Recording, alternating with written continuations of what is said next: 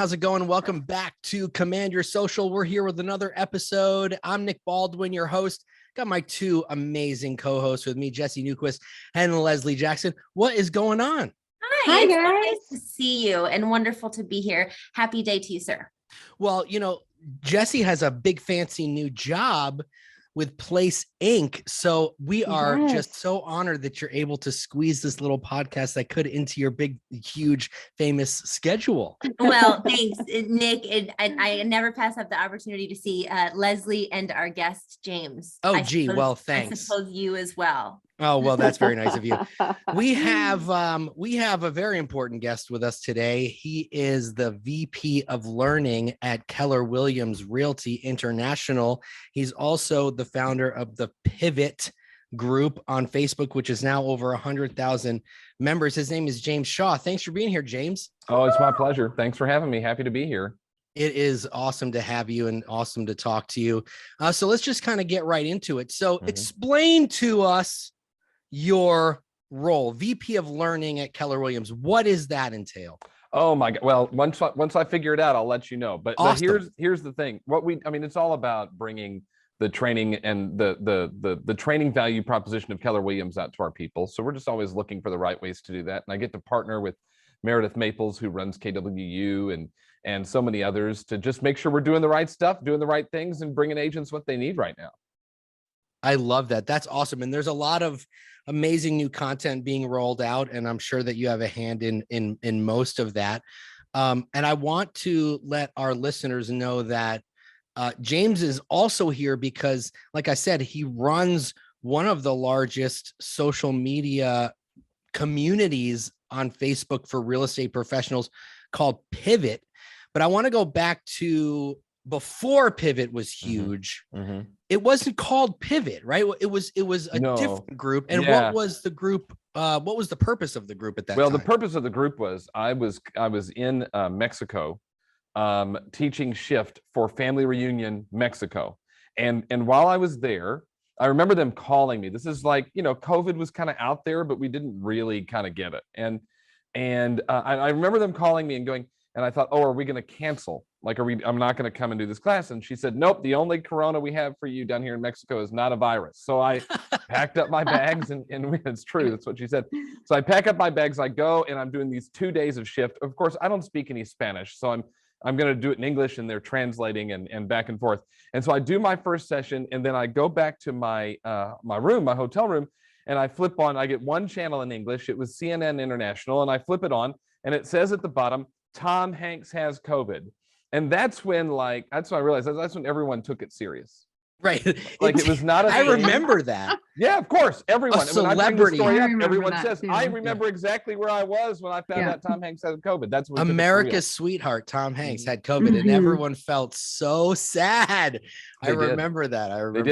And then it was 2 days, within 24 hours, everything's canceled, right? It's the NCAA tournament was canceled. The baseball season was postponed. The NBA season had stopped. The NHL, all these things. And then they said, we're not going to have travel. And I'm in Mexico. And so I do my second day, and then I come home, and it's, as I was actually in the car ride from the resort to the airport in Mazatlan to make my way back to Tampa, I had this realization that things were going to get different. All I could keep hearing in my head were bold laws. I was a bold coach at the time. So I keep hearing, focus on the plan, not the problem. And all these things pop in my mind. And I know a lot of people were freaking out. And so I just would post some of these things, and people really interact. Normally I post a bold law, it gets 2 likes. But then, if I posted a bold law, in March 15th of 2020, there were people commenting and thank you so much for this and stuff like that. So I realized people needed something. And I thought, truth is, that the market was going to tank. I thought that as things shut down and we braced for possible layoffs and stuff like that the market was going to tank. And most of the people in this company have never been part of a buyer's market or a shifting market. If they got in the business 2011 or later, it's been a seller's market. Well, I was a team leader in 2009 and 10 and 11 when the market had crashed the first time. And so I just I know this shift book. People are still going to buy houses, but we got to help our people who don't understand what this market's going to look like. So I'm going to do a little 15-minute live stream every morning. I didn't even know what Zoom was. I didn't have a Zoom account then. But so I started the Facebook group as a way for me to pop on. Like I was just going to do a Facebook Live, Nick, where it was just me talking to the camera for like 10 minutes about, reading something out of Shift and saying, look, even when things get scary, like you can still sell houses and make money, because that book has been so helpful, right, to all of us. It really has. So that was the point. Someone said you should do this on Zoom. So I'd set up a Zoom account. I'm doing all this like in the car from the hotel to the airport in Mazatlan. And so I said, okay, I'll do that. 2 days later, it's got like, I don't know, 15,000 members in this Facebook group. And so and we had called it Shift Daily because I was going to talk about Shift every day. It was going to be this thing I did for like 3 months to talk about Shift. Jay Papasan called me and he was like, hey man, thank you for doing that, number one. Number two, we were going to do something, but there's no reason for like us to compete. This is what I love about Keller Williams, and you know this too, Nick and Jesse and Leslie, you all know this, that when there's great people out there doing great stuff, they just say, let's work together. And so Jay said, let's do it together. So they came up with Pivot Shift Ahead. That was a KW name. I maintain the group and run the group, but yeah, here it is 2 years later. We have 102,000 people in it. We're not quite lab coats, but we're on the way. Can I just make a point? Listen, wait, I just want to say one thing. We feel the heat over at Lab Coats, James. You bring in the fire. We're not in competition, right? We do totally different things. And and we have a lot of people that are in both spaces. For and if sure. someone talks about pivoting your page, I get a bunch of members, and someone mentions Lab Coats in my page, you guys get a bunch of members. Yep. I remember that from being a team leader at the time and having a few hundred scared business owners in the office, how valuable it was and how cool it was. You touched on it a little bit, James, but how cool it was that you opened it up to, it didn't matter if you weren't with Keller Williams, correct? Like you could come into the group and learn, because as realtors, we have to stick together. That was a big moment. That was an aha moment for me. That was like, okay, James Shaw's a great leader. Thank you, sir. Thank you. Blew up to how long did it take to blow up? Well, it blew up immediately, basically.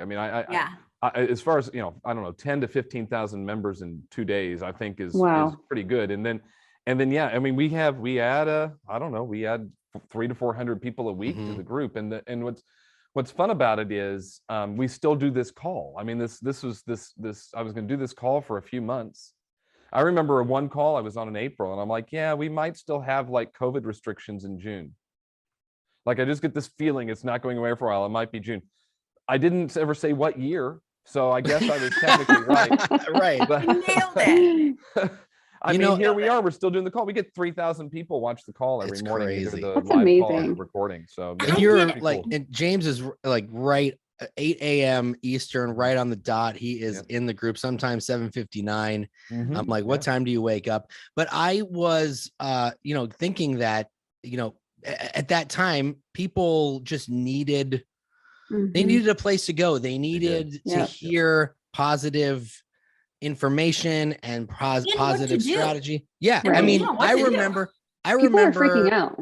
with Lab Coats that year, 2020, that year, we had over 2.5 million views on our webinars just in that year of 2020, because like they just wanted that content and they needed that strategy, and they needed to know that people were there for them and giving them that information, because everybody was lost. We were all making it up as we went along, Yep.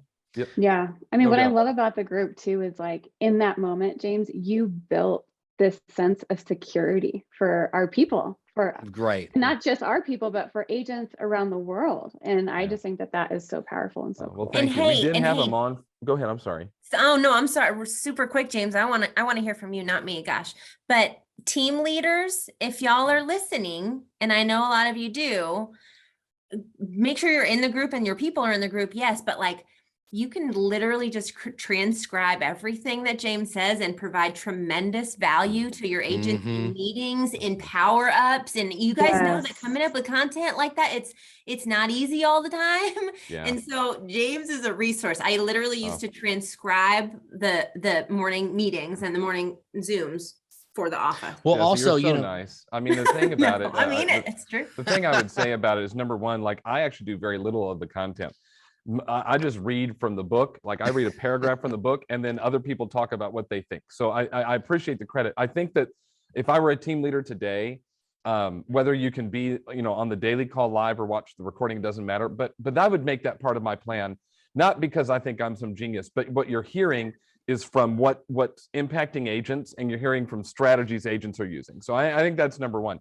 The number two thing is, I think, by the way, we always, whether it was in the beginning of the pandemic or right now or 20 years from now, we all need a community where we feel positive and we feel like we're a part of something, and we feel heard, and we just feel connected to others. Mhm. And that's what's happened in this community. It's been one that we have. I put the Zoom in, when we're on Zoom, I put it in the gallery view. I put it in gallery view so I can see everybody. See everybody, yep. And you see everybody. I mean, there isn't a single agent in our company who would not be represented in this community. And it's hard to find places like that and feel like you can have safe conversations. So I think those are two things. We've created the space that's safe and inclusive and welcoming.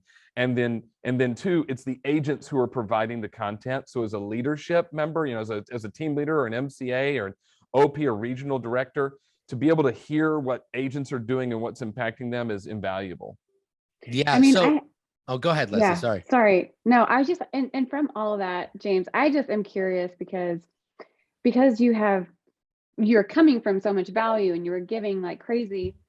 I would almost want to know how many people joined Keller Williams at that point. Because if I was a Keller Williams agent, I would be like so on it.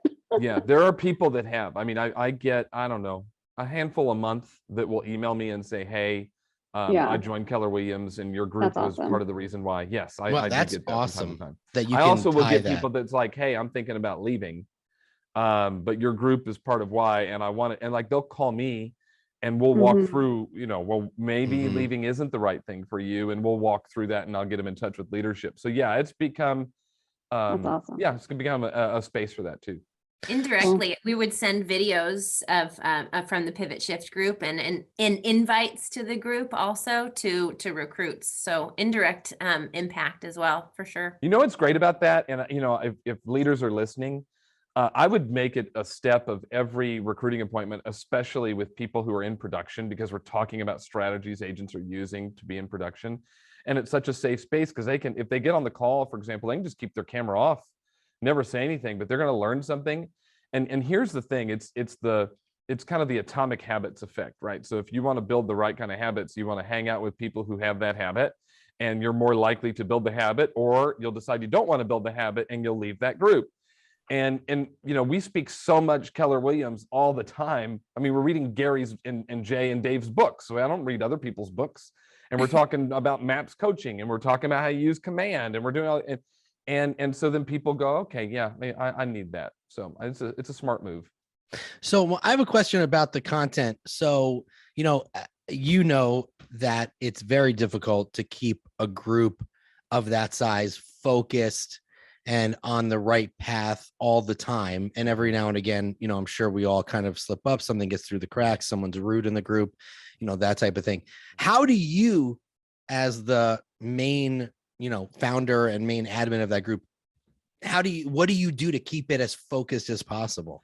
Okay, so this is a key for me. If you're going to talk about like logistics of running a Facebook group, it is not a democracy. This Facebook group is like everything is approved that goes in. It is so highly moderated, and that's how we keep it focused. And now in comments, people might get in comments and say something, a little snarky or whatever, but others will come and take care of it. I don't usually have to worry about it, but we keep it pretty tight. Like we don't do referral requests because otherwise it'd just be, that's all we would have in there. I need an agent in Omaha. I need an agent in whatever. So we just don't do any of those, and they don't ever get in because I approve every post that goes in.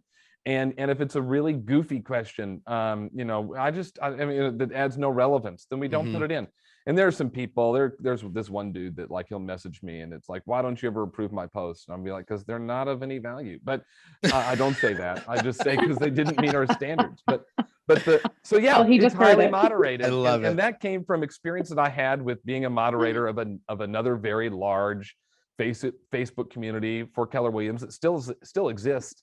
that has run into some challenges with things people have posted and stuff getting out of hand before you can get there. So yeah, we keep it highly moderated, Nick, and that's one thing that keeps it a pretty safe space. No, I love that you said that it's not a democracy, because everybody thinks, oh, I look at it like this, you're not going to come over to my house right when I tell you to take your shoes off and ignore me, and then walk into my living room with your shoes on and put your feet up on my coffee table when you 100%. have dog poop, like on the bottom. Yeah. It's the same exact thing. It is. Yeah. That is I had somebody get mad at me one time. They said, well, they start pulling a free speech. And so I had to explain what free speech actually means. And then James takes out the Constitution. I did. Here it is. This is what it means. But it's like, look, it's my group. I created it. I've got a point in mind. If it's not for you, it's totally cool. But we got 102,000 people in there. So we're doing something right. And I think at the end of the day, I want people to come in. Look, they know what our community is about, and I want them to come in and get the value we want to give them, so that they can go have a great life, sell a ton of homes, and help a bunch of people and be a pillar in their own community. And that's really what I want them to be able to do. Yeah, that makes a lot of sense, because you got to keep it going in the direction that you want it to go in, which kind of brings me to culture. Would you say that culture plays a big role in keeping a group like that successful? We have a culture. I don't think there's any mistake about that. I think that the members of the community call it a community. They don't call it a Facebook group. They're not part of a Facebook group or a Facebook page. They feel like they are part of the Pivot Shift Ahead community. We've done 2 in-person events with this group now that we called Pivot in Person. So now they've called themselves Pipsters. Like they've come up with the name. and I go, we have to be careful not to become cliquey, right? So we want to be an environment that will be welcoming and inclusive of other people. And yet they call it a community. And so I went and tried to figure out what community does. So if we're going to be a community, what does community do? And what I've discovered, I think, is it does 2 things. And I think you do this in lab coats, Nick, too. And I think any successful large community does this, but it gives people hope. Number one, that's the first thing a community does, is it gives people hope. And then the second thing it does is it inspires and promotes progress. And so if you look at Pivot Shift Ahead, just like you would, like I said, at Lab Coats or any other successful community, people came in to it originally because they needed hope. Like they didn't know what to do, and where to go and what might work. And by the way, they're feeling that now as they, have seen the market evolve a little bit. It's not shifted, but it's evolving. So as they see it evolve, they come in to get a little bit of hope. But then the key is, if you want them to come back and be engaged, is you do have to promote and inspire progress in some way. Like they have to take action in some way and get a return and go, oh my gosh, that worked. That was helpful. I need to keep coming back. I need to keep engaging. And like I said, I think Lab Coats does the same thing when they look at tech and get people that don't get it and struggle with it. So they've come to get a little bit of hope, and then you give them strategy and idea that they can use. And oh my gosh, I got leads by implementing what they told me. So that works. So I'm going to come back. And I do think if you want to run a large Facebook community, that would be to have those 2 pieces in mind. An agent can do the same thing for their zip code. I talked to Ellie McIntyre, who runs this like Facebook group for Cadensville, Maryland, which I'd never heard of, and you hadn't either until just now. And it's like outside of Baltimore. But man, it's like Pivot, but it's for that community. And she is a MREA. She's grossing $1 million a year by herself without help, because she owns that community and she gives people hope and inspires and promotes progress. I think that's the big lesson from these. That's awesome. Can you point to an example for us? Just, I'm curious, this was my question, like what do agents and realtors say or do? Like specifically, what are some niches and other things they can talk about to provide value to the 76208 outside their window? Well, know what's happening in the 76208. Like be engaged in that, be visible in it. Go and interview a business owner when their business opens. If they just like in Safety Harbor, the town I live in, it's this little town, 5 square mile town of 17,000 people, but in a big metro area. It's in the Tampa Bay. It's stuck in the middle of Tampa Bay. And but like they closed 4th and Main right down here to redo the brick at the intersection. It was closed for like 4 weeks. But like just posting updates and pictures of the progress of that is something that people want to be engaged in. So it's interesting. It's interesting to them. Sure. You can do anything really. I just would add, just think about it. Whatever's happening is of value to somebody. And so let them know what's going on. I love it. I love it. And I think based on everything that you've said so far, James, I could already probably put this together myself as far as like where to begin when you want to create something big like this. But just tell our listeners, and if you could simplify it as much as possible, what kind of tips, tricks, or advice would you give somebody that would want to do something big and create a big social platform like you did? Yeah, I am like totally the wrong dude to ask that question to, because I made this up and it just worked. Like, that's the thing. So I think the first thing is, are you filling a need that nobody else is filling? Because I just happened to be first. I was Love first it. to fill the need. And so that's what brought the people. And because Keller Williams was so great to say, hey, get involved, especially early. They don't say it as much now just because it's got a life of its own. But when it launched, you get on a call and Gary and Jay are going, by the way, get in this Facebook group. Like, come on, people are going to go join the Facebook group.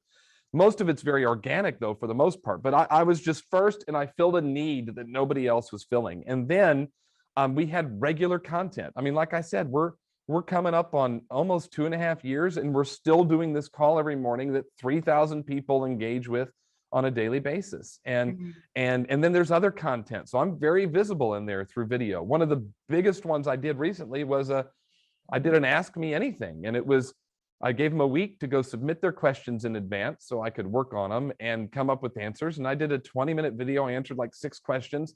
And now people text like, when are you going to do the next one of those? So it's just create That's this, awesome. fill the need that needs to be filled, and then provide quality content to them to grow their life and add value to them. But the content doesn't have to be yours. That's the other secret. Like, I don't have any original content in there. I've written a handful of things, but most of the stuff I do is like, well, let's see what it says on page 115. There are days that I get down to my desk.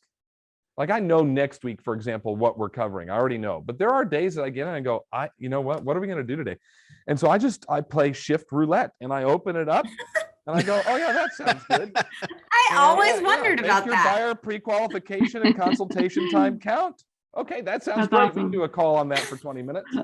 And that's what we do. So, but here's the thing. And this is what I found out for this group. And I think this is for team leaders and market center leaders. The routine that these agents have created has helped them grow their business. And it's just part of what they do. They get on every morning. I talked to an agent named Donna Gilbert in Stamford, Connecticut. She'd been in the business 18 years.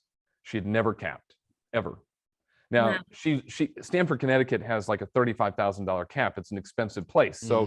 So she had a really good business, but didn't cap. And she called me on like June 28th, and she's like, I capped for the first time ever. Wow. I'm like, that's so cool. I said, when's your anniversary? Awesome. And of course it was July 1st, but she was so happy that she had this 2 days of 100%. But then she called me the end of December and said, I capped again. Like, I'd gone from never capping to I capped twice in the same calendar year. And I said, well, what did you learn from that? She said 2 things. She said, first, I didn't actually have 18 years of experience. I had 1 year of experience 18 times, that I was just repeating the same year over and over again.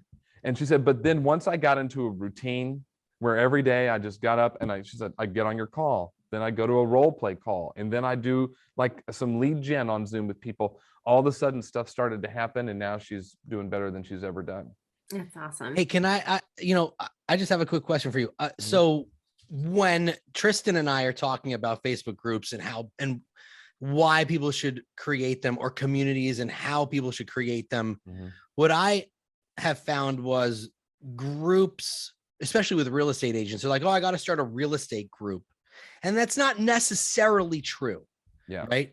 Yeah. Do you feel that the most successful groups, or a group, will be more successful when they mirror a passion of the person who starts that group? Like, your passion is clearly education and learning. But do you think that that's true? Like, if I think you're right. I do, because then that's where I'm going to be most comfortable in education and learning. And so I know I can show up every day.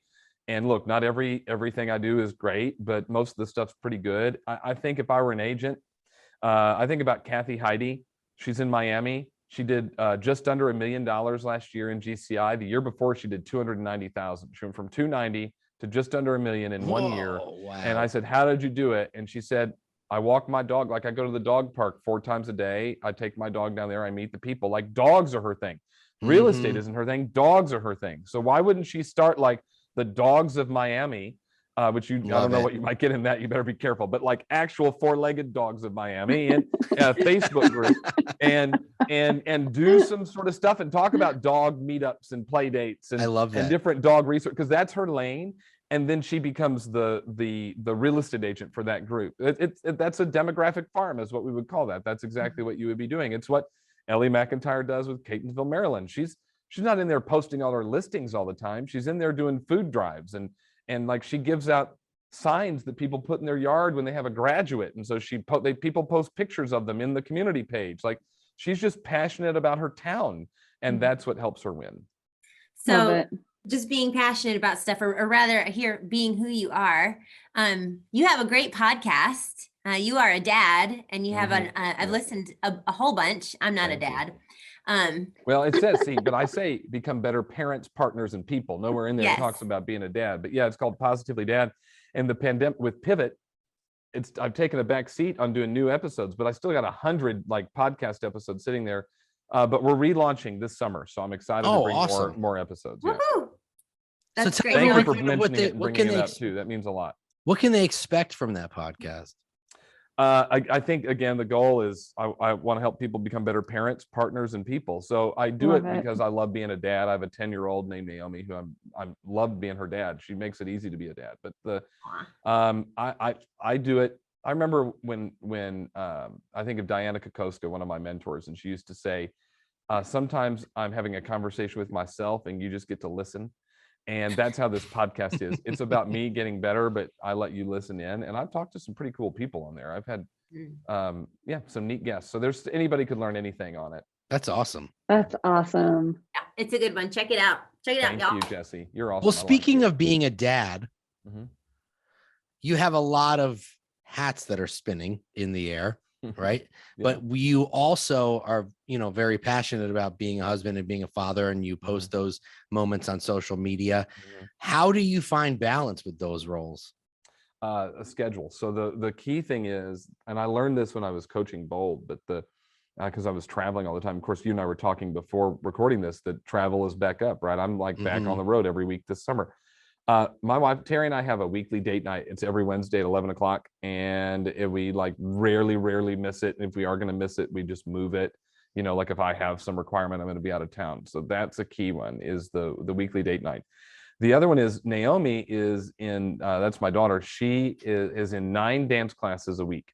Oh my! And that is her thing. Recital is coming up this weekend. There's only 7 days in a week.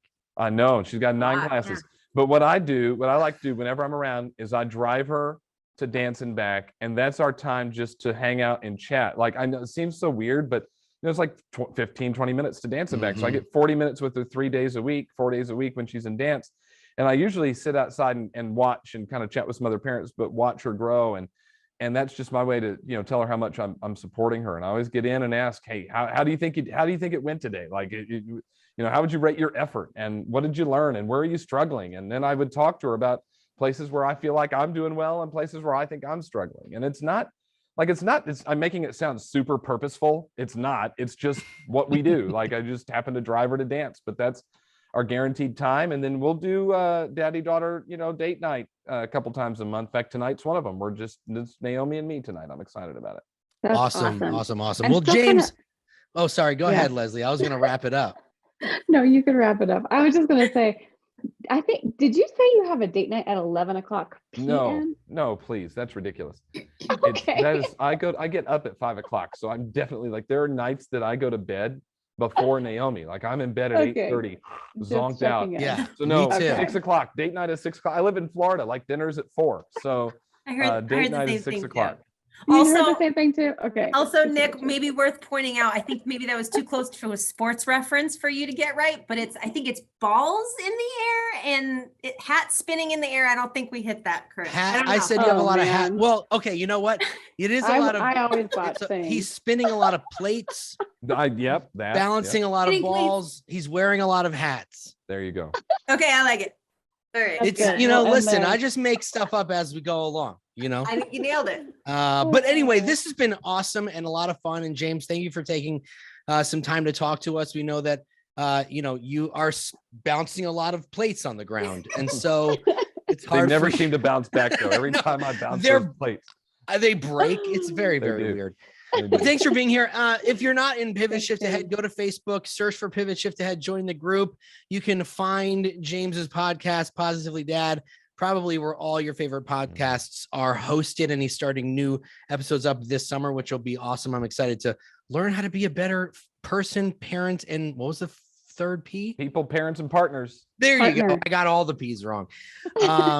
But thank you so much for being here with us. It's been a lot of fun and we appreciate you. Keep up the good work. And if you're listening to this podcast and you enjoyed it, hit the follow button, hit the subscribe, leave a review, share it with your friends, put it on social media, email it out, text it, do whatever you need to do and help us rise in the rankings.